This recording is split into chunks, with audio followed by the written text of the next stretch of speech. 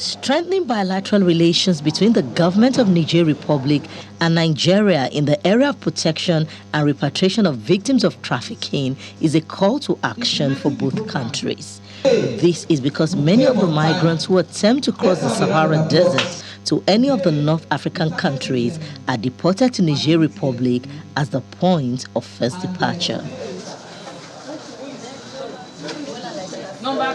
To cater for direct needs of victims of trafficking in Nigeria, the International Center for Migration Policy Development and NAPTIP have organized a medical outreach and one-day capacity building of first-line responders. Here in Lagos, an official of one of the agencies addresses returnees. We don't want any of these victims to be traumatized, and that is why we're putting all of this together to give them a life that is enjoyable, so that they don't have to be reminded of the orders. Victims are also provided welcome packs to ensure that their self-esteem is restored. Some of the very young victims whose face cannot be shown on camera share their experience. I was there based on sexual harassment and trafficking about my sister. To Libya. I traveled out to Mali through those human trafficking. I spent like 1 month and 3 weeks here.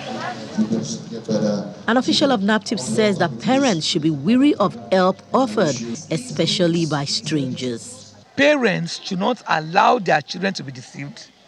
They should not allow themselves to be deceived by suspected traffickers that are hiding under the canopy of being helpers to their children, and allow them to traffic their children abroad or within the country to be exploited. Children should be contented and parents should be contented. Apart from the outreach, responders were also trained on topics such as protocol on identification, safe return and rehabilitation of trafficked persons, the national policy on protection and assistance to trafficked persons, as well as respecting the human rights of victims.